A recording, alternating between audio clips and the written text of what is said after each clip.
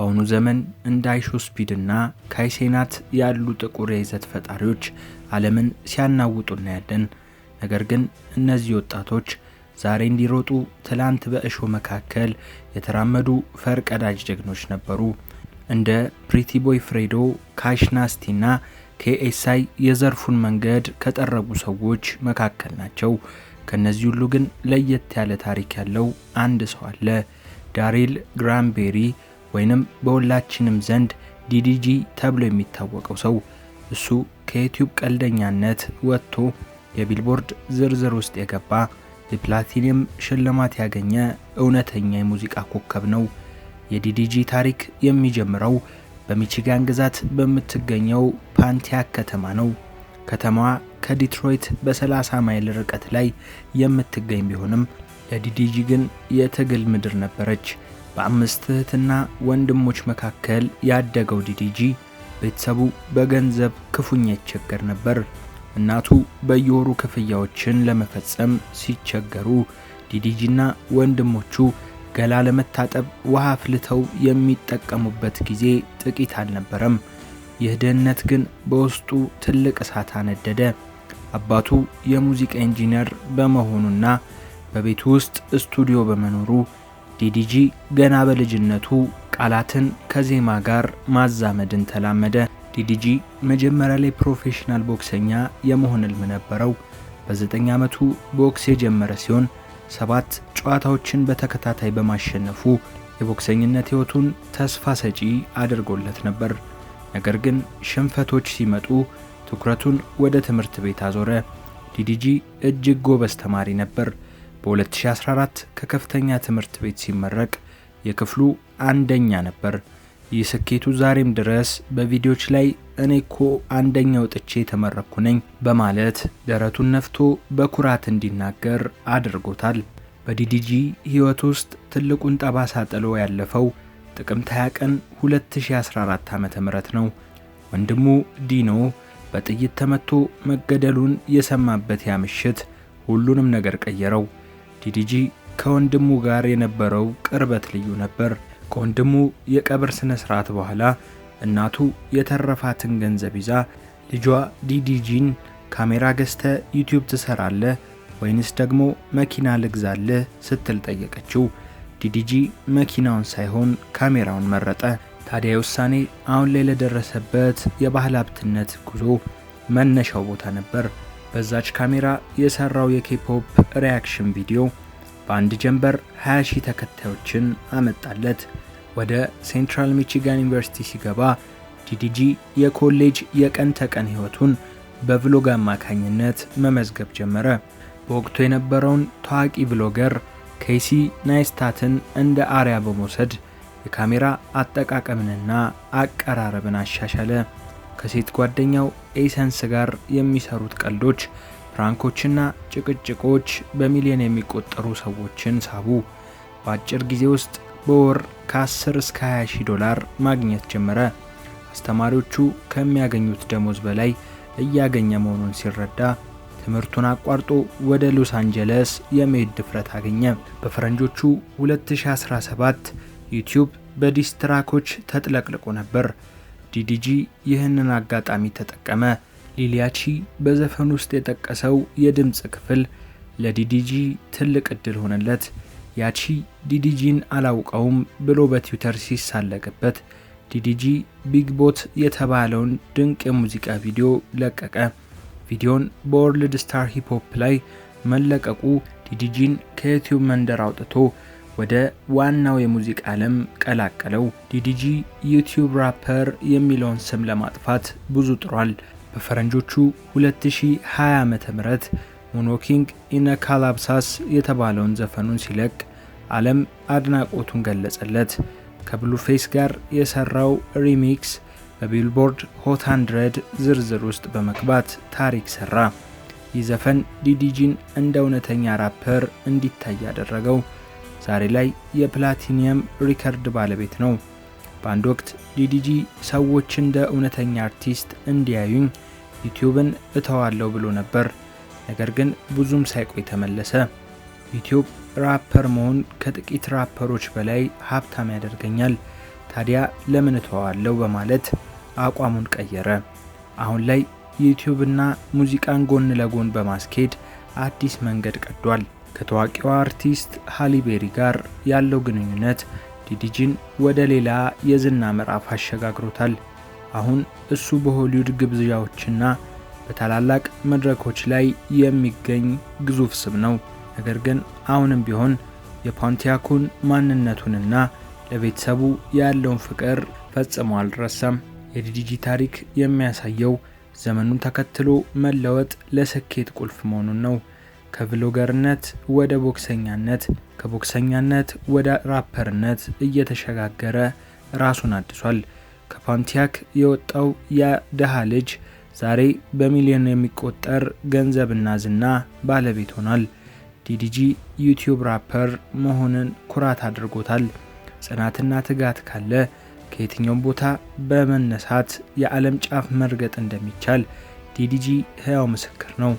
በዲዲጂ ታሪክ ውስጥ በመጀመሪያ ላይ መታየት ያለበት የተነሳበት ማህበረሰብ ነው። ፖንቲያክ ለዲዲጂ የችግር ብቻ ሳይሆን የጥንካሬ ምንጭ ነበረች። ቤተሰቡ በገንዘብ ይቸገሩ በነበረበት ወቅት ገላ ለመታጠብ ውሃ አፍልቶ መጠቀሙ የህይወት መለወጥ አለበት የሚል ትልቅ እምነት በዲዲጂ አይምሮ ውስጥ እንዲያድር አድርጓል። የመጀመሪያው የህይወቱ ምዕራፍ የሚያስተምረን ስኬት የሚጀምረው ካለንበት ሁኔታ ሳይሆን ካለን የተሻለ ህይወት የመመኘት አቅም መሆኑን ነው። ዲዲጂ በቪዲዮቹ ላይ ስለ ቫሌዲክቶሪያን ደጋግሞ የሚናገረው ለቀልድ ብቻ አይደለም። እሱ የቱንም ያህል በኢንተርኔት ላይ ለእብደት የቀረቡ ነገሮችን ቢሰራም ከጀርባው ግን በሳል አእምሮና ስልታዊ አስተሳሰብ እንዳለው ማሳያ ነው። ትምህርት በራሱ ግብ አይሆንም። ዲዲጂ ነገሮችን በስሌትና በዲሲፕሊን እንዲመራ ረድቶታል። ወንድሙ ዲኖ መገደሉ የዲዲጂን ህይወት ለሁለት ከፍሎታል። ከዚህ አሳዛኝ ክስተት በኋላ እናቱ የሰጠችው ምርጫ ማለትም ካሜራ ወይስ መኪና የሚሉት አማራጮች የታሪኩ ትልቁ መገጣጠሚያ ነጥብ ነው። መኪናን መምረጥ የጊዜያዊ ምቾት ምርጫ ነበር። ካሜራን መምረጥ ግን የወደፊት ኢንቨስትመንት ነበር። ዲዲጂ የወደፊቱን ብርሃን አይቶ ካሜራውን መርጧል።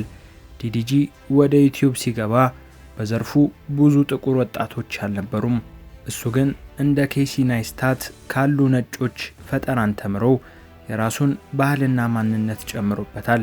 ይህ የሚያሳየው ፈጠራን ከሌሎች ወስዶ ከራስ ማንነት ጋር ማዋደድ ያለውን ኃይል ነው። ዲዲጂ ሰዎችን ወደ ህይወቱ በማስገባት ትልቅ ታማኝነት ገንብቷል። ከቤተሰቡና ከጓደኞቹ ጋር የሚያደርገው ግንኙነት ሰዎች በሱ እንዲያምኑ አድርጓቸዋል። ይህ አሁን ባለንበት የዲጂታል ዘመን የራስን የግል ማንነት የመለየት ወይንም ፐርሰናል ብራንድ የመገንባት ትልቁ ሚስጥር ነው። ወደ ሎስ አንጀለስ ሲሄድና ትምህርቱን ሲያቋርጥ ብዙዎች ተችተውት ነበር። ነገር ግን ዲዲጂ ለትችት ምላሽ የሚሰጠው በክርክር ሳይሆን በውጤት ነው። ገቢው እያደገ ሲሄድ ትችቶቹ ወደ አድናቆት ተቀይረዋል። ሊሊያቺን ጨምሮ ከሌሎች ጋር የነበረው ፉክክር ለዲዲጂ የዝና መወጣጫ መሰላል ነበር። እሱ ይህንን የሚያደርገው በጥላቻ ሳይሆን ባለው የንግድ አስተሳሰብ ነው። ይህም ትኩረትን ወደ ገንዘብ የመቀየር ተሰጥኦ እንዳለው የሚያሳይ ነው። በሙዚቃው ዓለም ውስጥ ዩቲዩብ ራፐር መባል እንደ ስድብ ይታይ ነበር። ነገር ግን ዲዲጂ ይህንን ታርጋ ሰባብሮ ጥሎታል። እውነተኛው የሙዚቃ ችሎታ እንዳለው በአርጊመንትስ እና በሌሎች ዘፈኖቹ አሳይቷል። ይህ ዘፈን ዲዲጂን ከዩቲዩብ አውጥቶ በቢልቦርድ ዓለም አቀፍ ዝርዝር ውስጥ አስገብቶታል። እነዚህ ስራዎቹም አንድ ጥራት ያለው ስራ የብዙ ዓመታትን ስም ሊቀየር እንደሚችል ያሳዩ ናቸው።